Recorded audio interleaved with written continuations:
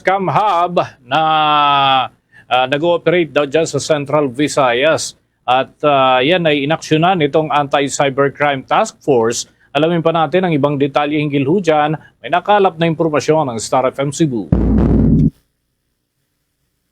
Ipinasara ng Joint Anti-Cybercrime Task Force ang opisina na umano'y pinapatakbo bilang isang scam hub sa ikalawang palapag ng isang gusali sa barangay Kasambagan nitong lungsod ng Cebu. Sinubukan pang ihatid ng Business Permit and Licensing Office kasama ang iba pang law enforcement agencies ang show cause order sa naturang firm, ngunit walang naabutang staff pero may mga natuklasang personal na gamit na pinaniniwalaang naiwan ng mga empleyado at meron ding mga inabandonang computer. Nabatid na nag-viral ang naturang scam hub matapos ilantad ng isang hacker ang mga operasyon ng mga ito dahil sa pagpapatakbo ng isang scam call center sa Cebu na sinasabing nagpapatakbo ng mga peking investment website. Makikita pa sa video na ikinagulat ng grupo nang nahack ang kanilang website kung saan sila ay nagsasagawa ng mga illegal na aktibidad. Bagamat wala pang opisyal na search warrant, isinara ito ng mga otoridad upang maiwasan ang pagkawala ng ebidensya. Inihayag ni Police Regional Office 7 Director Police Brigadier General Rodrigo Maranan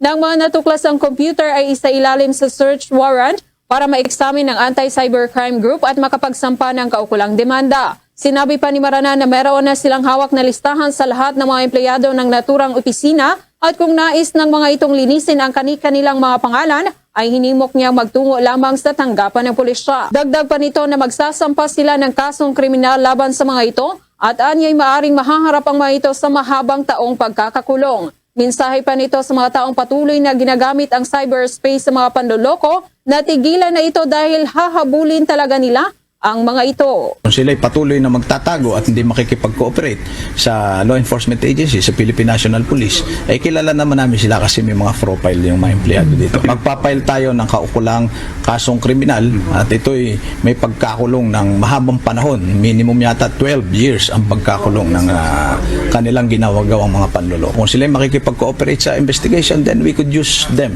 as a witness. Pero kung hindi, ay suspect sila at mananagot sila sa batas. Patuloy pa nating ina-account, based on sa computer natin nakikita marami.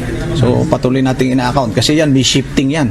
Based on experience natin, may pang umaga, may pang hapon. Mula rito sa lungsod ng Cebu, Star DJ Sophie Ember nagulat para sa number 1 and most trusted radio network in the country, Bombo Radio Philippines. Basta Radyo, Bombo!